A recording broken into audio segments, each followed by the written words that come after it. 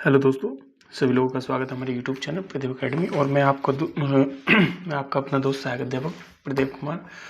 और आज हम बात करेंगे जो यूपीपीसीएस मेन आंसर राइटिंग की जो सीरीज शुरू की थी हमने, उसमें पहली वीडियो मैंने उसमें डिस्कस किया कि कौन कौन से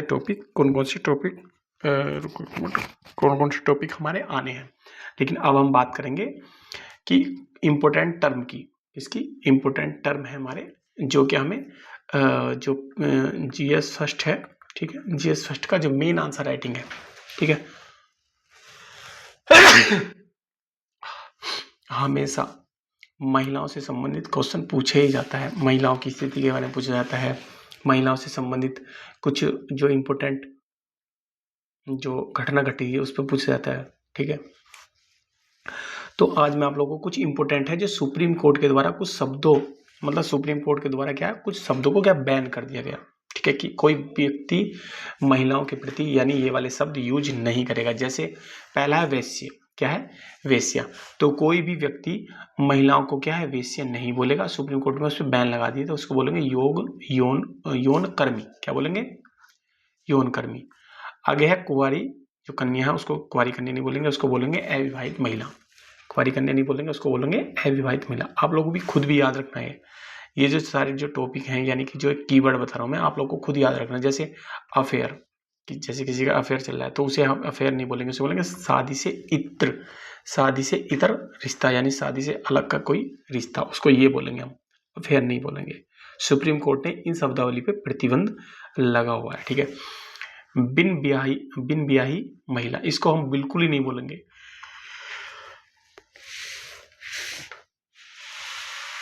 ठीक है, आगे है हाउसवाइफ, हाउसवाइफ बिल्कुल नहीं बोलेंगे, हम होम मेकर बोलेंगे, ठीक है।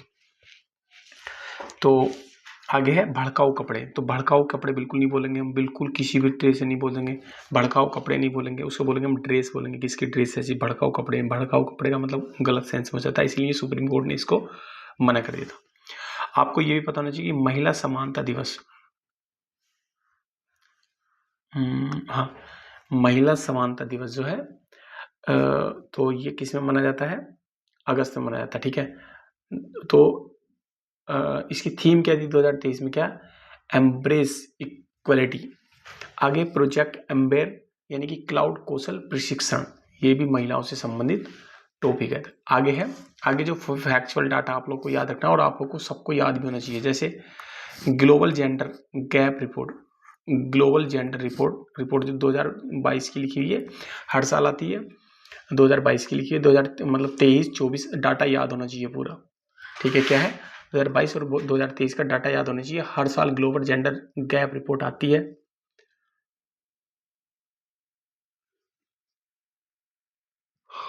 नींद भी आ रही थोड़ी। तो इसमें क्या राजनीतिक सशक्तिकरण आयामों में भारत क्या है 146 में से क्या 48वें स्थान पर, किसमें 48वें स्थान पर ये आया है, ठीक है। किस पे आया है 48वें स्थान पर आया, क्या है मतलब 146 में से क्या है 148 पे आया, ठीक है, 148 पे, ठीक।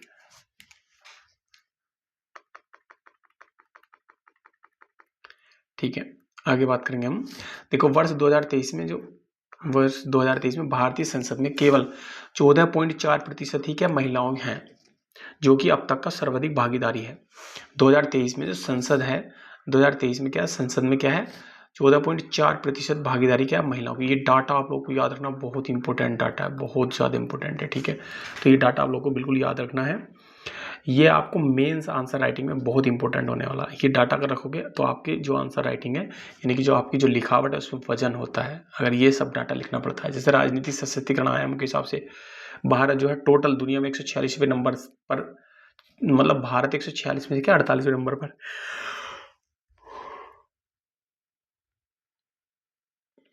और हम संसद में, भारतीय संसद में बात करेंगे 2023 में सबसे ज़्यादा 14.4% भागीदारी महिलाओं की है, ठीक है।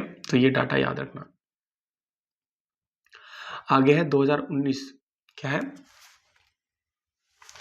2019, ठीक है, क्या है ये 2019, ठीक। 2019 में लोकसभा चुनाव में, किसमें लोकसभा चुनाव में पुरुषों के बराबर ही महिलाओं ने मतदान किया। जो जो राजनीति में लैंगिक समानता की दिशा में भारत की यात्रा का महत्वपूर्ण मोड़ है। कितनी अच्छी लाइन लिखी है। 2019 के लोकसभा चुनाव हुआ था, उसमें पुरुषों के और महिलाओं के बराबर महिलाओं ने मतदान किया था, जो कि राजनीतिक में लैंगिक समानता की दिशा में भारत की यात्रा को महत्वपूर्ण मोड़ देता है। ये स्टेटमेंट कितना बहुत अच्छी है, ये जो लाइन दी है यहाँ से, ठीक है, तो ये याद रखना आपको। इधर की बात करते हैं हम, लैंगिक समानता को बढ़ाना। लैंगिक समानता यहाँ से लिखिए, की पॉइंट लिखा हुआ लैंगिक समानता, तो यहाँ लिखेंगे लैंगिक समानता को बढ़ाने का मतलब है गरिमापूर्ण जीवन देना। लैंगिक समानता का मतलब ये होता है, ठीक है। आगे है भाषा का संबंध विचारों से होता है। जो भाषा है, भाषा का जो संबंध होता है विचारों से होता है। विचारों का संबंध सामाजिक स्थिति से होता है। भाषा किसी भी कानून के लिए अहम, और आगे है शब्द वे माध्यम है जिससे किसी के आदर्श अभिव्यक्त करना।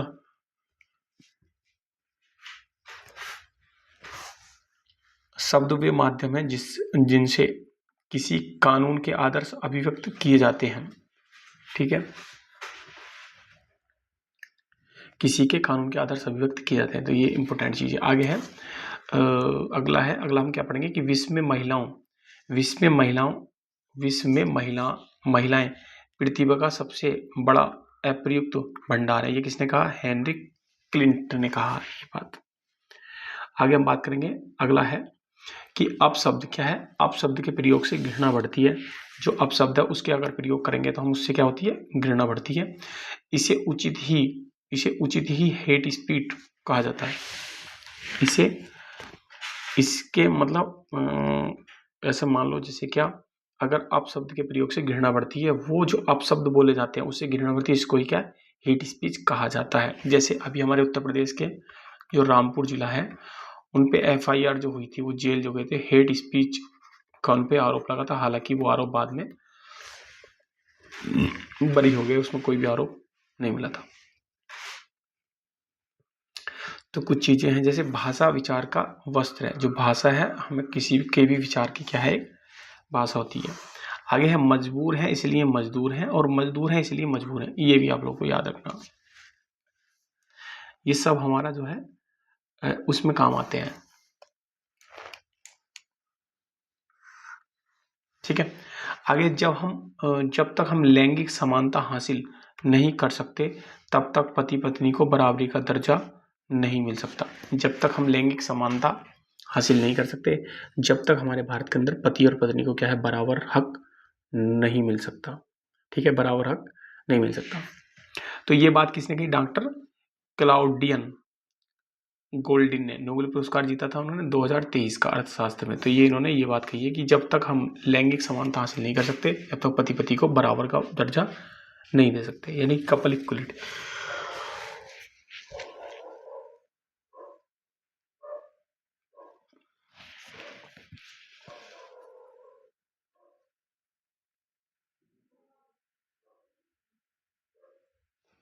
ये इंपॉर्टेंट चीजें हैं, कुछ चीजें याद रखेंगे, जैसे वाइस WISE, ठीक है, वाइस पुरस्कार, ठीक है, शिक्षा के क्षेत्र में उत्कृष्ट योगदान के लिए किसी व्यक्ति को सम्मानित करने वाला पहला अंतर्राष्ट्रीय पुरस्कार है।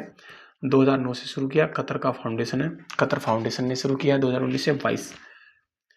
वाइस पुरस्कार बहुत इंपॉर्टेंट है, क्योंकि ऐसा हमारे देश के अंदर ऐसे कम दिए जाते हैं, ठीक है। वाइस पुरस्कार, ठीक, ये बहुत इंपॉर्टेंट है। वाइस, ठीक है, वाइस पुरस्कार, ठीक। एजुकेट गर्ल्स संस्था, ठीक है, यह एक गैर लाभकारी संस्था है जो भारत के ग्रामीण और शैक्षिक रूप से पिछड़े क्षेत्रों में लड़कियों की शिक्षा के लिए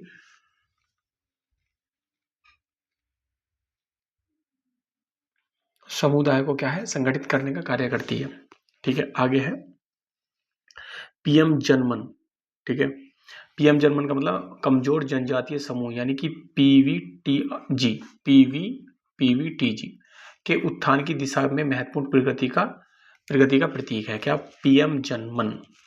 इसमें क्या? आवास है, ठीक है, शिक्षा है, स्वास्थ्य देखभाल, कनेक्टिविटी और आजीविका के अवसरों जैसे तत्वों पर केंद्रित है, ठीक है। ये इंपॉर्टेंट है, बहुत इंपॉर्टेंट है PM जनमन, ठीक है, याद रखनी है PM जनमन इंपॉर्टेंट चीज है। सबका साथ, सबका विकास, सबका विश्वास और सबका प्रयास, जन भागीदारी, ये हमारा क्या है, पीएम जनमन, सबको साथ लेने के बाद की बात है। तो ये जो है क्या है, सबका साथ, सबका विकास, सबका विश्वास और सबका प्रयास। ठीक है,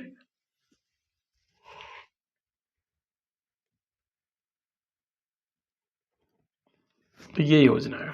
आगे बात करते हैं, बी आर अम्बेडकर साहब ने, मतलब जो डॉक्टर भीमराव अम्बेडकर है, उन्होंने कहा है कि महिलाएं किसी राष्ट्र में प्रगति कर रही हैं तो देश की प्रगति है। मान लो अगर किसी देश की या किसी राष्ट्र की अगर महिलाएं उन्नति कर रही हैं तो हम समझ सकते हैं कि वो राष्ट्र क्या है, आगे आगे की तरफ जा रहा है। ठीक है, तो ये डॉक्टर भीमराव अम्बेडकर ने ये कहा है। ठीक है, सर्वे भवन्तु सुखिनः, ये भी याद रखना। अनुच्छेद 152 है, अनुच्छेद 152 है कि किसी भी नागरिक को उपयुक्त स्थल पर लिंग, ठीक है, अनुच्छेद 152 कहता है कि किसी स्थल पर लिंग, जाति या धर्म, भाषा, वेशभूषा या क्षेत्र के आधार पर प्रवेश करने से नहीं रोका जा सकता।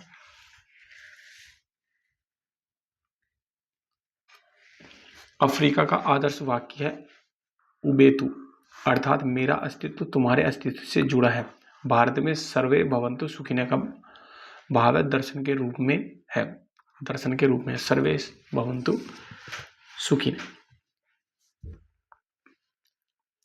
पूरी आबादी में, ठीक है, पूरी आबादी में 3 में 1 व्यक्ति को नींद की दवा लेनी पड़ रही है। मतलब पूरी आबादी में 3 में 1 व्यक्ति को नींद की दवा लेनी पड़ रही है। भारत इस आबादी और उसके परिणाम में पीछे नहीं है।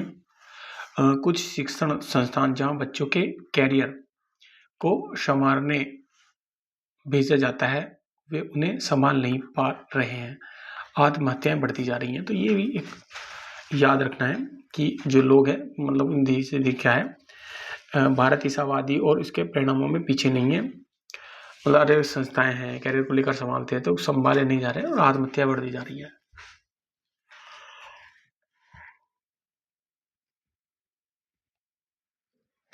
और डिस्कस करेंगे भारतीय समाज के बारे में कि भारतीय समाज में क्या क्या टॉपिक, मैंने यूनिट बताई थी। ठीक है, यूनिटी बताई थी।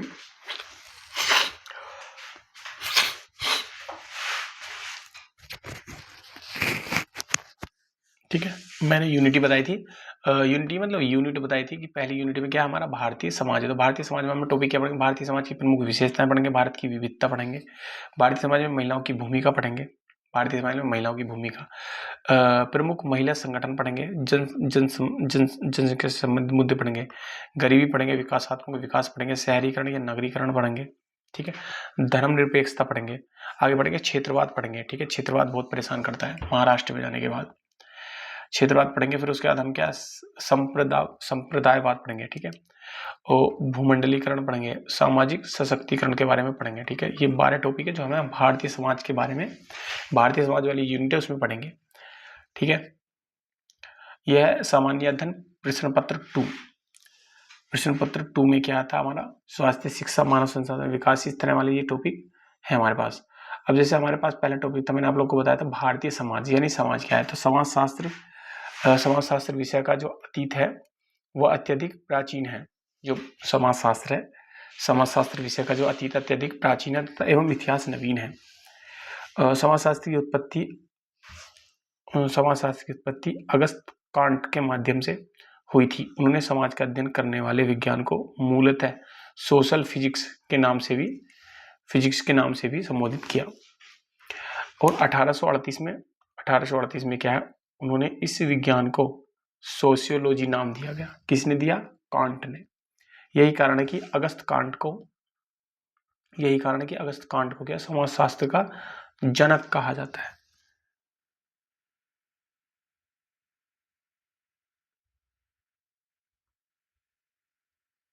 ठीक है, ये याद रखना कि 1838 में क्या है, कांट ने, ये वाला 1838 में क्या है, जो कांट ने क्या सोशियोलॉजी नाम दिया, किसे, समाजशास्त्र को। यही कारण है कि अगस्त कांट को समाजशास्त्र का जनक कहा जाता है, फादर ऑफ सोशियोलॉजी कहा जाता है। ठीक है, किसे, कांट को, अगस्त कांट को। समाजशास्त्र शब्द 2 विभिन्न क्षेत्रों की भाषाओं के शब्दों से मिलकर बना है, जिसमें प्रथम है सोशियस, लेटिस भाषा था, दूसरा शब्द होता है लोगस ग्रीक भाषा से मिलकर बना है, जिसका तात्पर्य होता है समाज के विज्ञान से। समाज के विज्ञान से, इसका शाब्दिक अर्थ होता है समाज के विज्ञान से, कि जिसके समाज का अध्ययन तर्कों, जिसके समाज का अध्ययन तर्कों तथा तथ्यों एवं तथ्यों के आधार पर, तर्कों और तथ्यों के आधार पर किया जाता है। किसका अर्थ, समाज का जो अध्ययन किया जाता है। समाजशास्त्र विषय की मूल विषय वस्तु है समास है। अतः इस विषय के अंतर्गत समाज का व्यापक अध्ययन शामिल है। कांट वह पहले समाजशास्त्री थे जिन्होंने समाजशास्त्र को परिभाषित करते हुए लिखा कि समाजशास्त्र सामाजिक व्यवस्था और प्रगति का विज्ञान है। ठीक है दोस्तों, आप लोगों को मैं बता देता हूं, ये मेरा व्हाट्सएप नंबर है। ठीक है, तो इस व्हाट्सएप नंबर पे आप लोग क्या है, इंडियन सोसाइटी, क्या है, इंडियन सोसाइटी की आप लोग पीडीएफ ले सकते हो मात्र 49 रुपीज में। ठीक है, किसमें है, 49 रुपीज में। ठीक,